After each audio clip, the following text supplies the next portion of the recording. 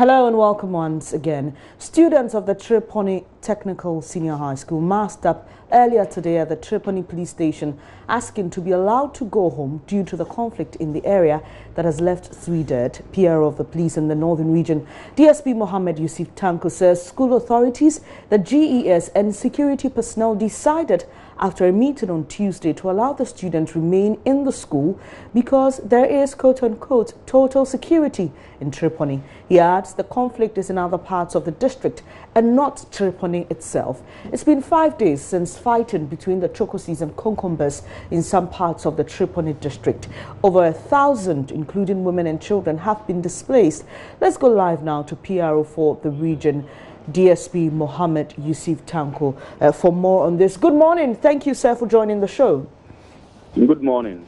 Where are the students now? On my last check, the students were still at the Chereponi police station. Meanwhile, the district commander has made efforts and contacted stakeholders such as the DC, the Ghana Education Service, and also the school authorities. So we are sure by the end of the day, they will hold a meeting and then come out with the decision that has to be taken. As we've said already, it is not the office of the security, that is the police and the military, to ask students to go home. But so far as security is concerned, we are sure that we have adequate security on the ground to be able to give the students the needed protection to stay in the school, to learn in an atmosphere of peace and security. DSP Tanko, it's not in your place to ask the students to go home, but you can advise the school if it is still safe for the students to be in school. As at now, based on what you've been observing over the past 5 days, do you believe it is safe for these students to remain in school? Maybe you were not paying attention to what I was saying, but I was telling you that so far as we are concerned, there is no security threat in Chereponi to warrant the students being allowed to go home. DSP Tanko, I appreciate that. I only said that on the back of your statement that it is not in your place to tell the students to go home or not. I'm saying that, but you definitely can advise. And I had explained that we have adequate security on the ground. And at yesterday's meeting, the police and the military were present.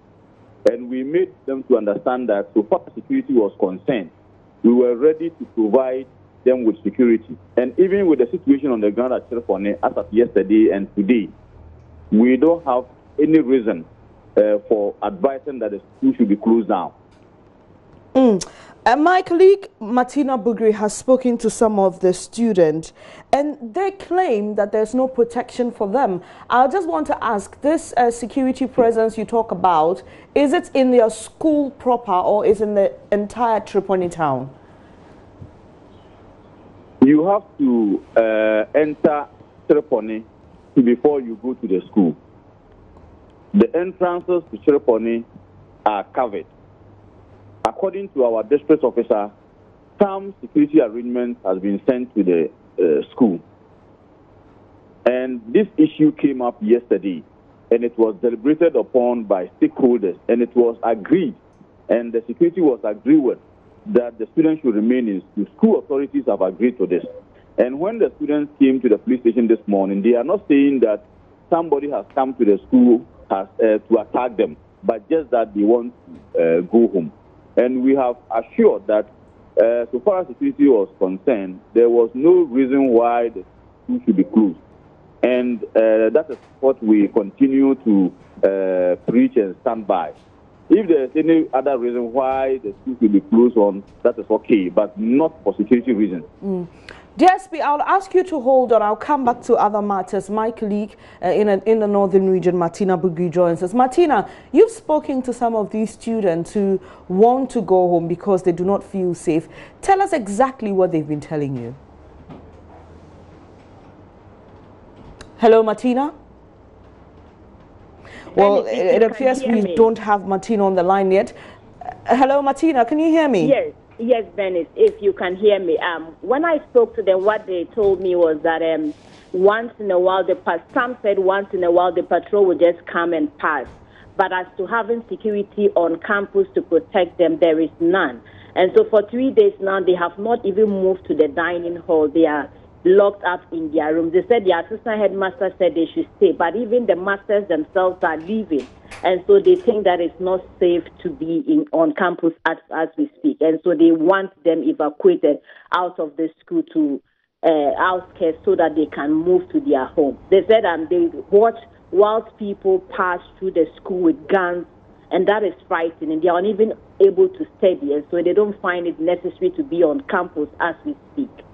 Matilda, when they say people pass through their schools with guns, do they mean security personnel or people who are involved in the conflict? These are people who are in the fighting. DSP Tanko, if I still have you on the line, would you like to respond to these claims by the students? We cannot independently confirm this, but that notwithstanding, it is an issue that we'll pick up with our district commander. But so far as we are concerned, we know Chereponi Township is covered. Since the conflict started, from the first one to this second one, no attack has happened in Chereponi Township. And that is where our base is. That is where the police and the military is, and that is where we deploy from. So if somebody says Chereponi, there is security at Chereponi, there's no any basis to come to that conclusion. But that notwithstanding, we will contact the district officer, we will look into their grievances more and see how we can reassure them better. Let's move away from Chereponi to the other parts of the district where the conflict is. I remember we spoke to NADMO and they said they were unable to reach some parts of the conflict area because they were scared, the area was still volatile, and they didn't have the clearance to go. Do they have that now from the police? Can NADMO go to these areas, and can the police itself reach these areas? I mean, the heart of the conflict. My sister, it is very surprising that NADMO will come out to say they are unable to access certain parts of the district because of security reasons. If you have security reasons, the very persons you have to talk to is the police and the military on the ground. If you have humanitarian materials and you want to transport them to the region, the interior, and you have concerns, just come and we will give you escort and you will go there. The situation that they are painting that the grounds is not secured enough for them to go, it is not true. There's no basis for that. And even if there's basis for that, they should come to us. We will give them security front and back to wherever they want to go to. If they have any other reasons why they cannot access the people, they should say so, but surely not for security reasons. We have worked together with our military counterparts. We've been able to bring the situation under some firm control. We are trying to ensure that we deal with it totally. And for NADMO to come and say this is surprising. Who have they contacted that they failed to give them security for them to assess the areas? Yes. Surely, I'm coming, let me land. Purely at NADMO, when you are taking relief items to the communities, there is the possibility that somebody, criminals might even attack you and take something from and take the items from you. So you need to get security whether there is conflict or not. Even if it were flood and you were taking things to villages, you need to contact security for us to escort you. So I ask them to come if they have any challenges. To come to us, we will escort them front and back to wherever they want to go to. DSP, I remember we spoke to you a couple of days back and you said some of the areas you couldn't access because the roads were unmotorable. I just want to know if the police has been able to reach all the areas affected by the conflict. Yeah, no, you know, wherever there is attack or burning, the community get the information to police and we get there. So wherever we have received distress calls from, we've been able to go there. Some of the places where there are no more trouble, we go as far as the vehicles can go, and then we trek to the places. So we've been able to go to wherever we have received distress calls from. And we don't only wait for distress calls to come. We are patrolling the larger area to ensure that we minimize the effect of burnings of communities around those places. Finally, DSP, I've seen photos of a senior police officer giving some water to displaced children. I just want to ask what the status is of these people. Do we have a place now for them? Does the police know their whereabouts and how safe they are? Yeah, a lot of people have moved. Some, their villages, their houses have been burnt. Others, they were afraid of being attacked, so they needed to move to, or they thought they had to move to other areas. So people moved to relations, friends, and mostly they moved to Chereponi Township, they moved to Sabuba, they moved to New area, and some moved to Yendi. Even some have crossed into Togo. So they have crossed the state, and mostly when our people meet them in their large numbers, they escort them to where they think they will be more safer. Are we coming to a resolution of this matter?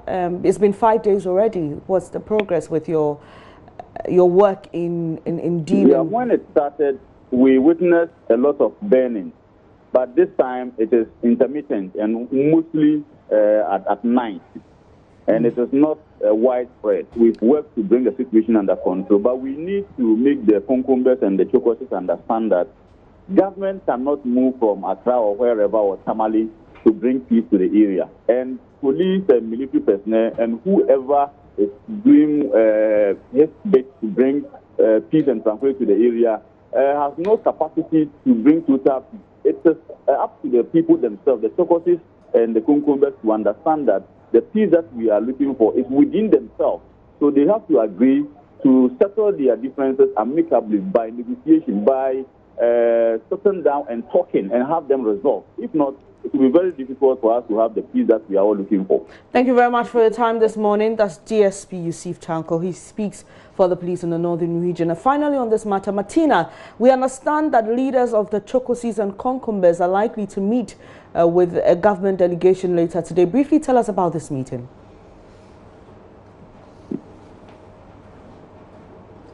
Hello, Martina? Hello? Yes, I said we understand that leaders of the Chokosis and Konkombes are likely to meet today with a government delegation. Briefly tell us about this meeting. That's what we are learning. We are learning that RECSEC would be meeting the two groups to begin a dialogue process so that they will see how they can bring finality to this intermittent conflict that keeps occurring in the Chereponi area.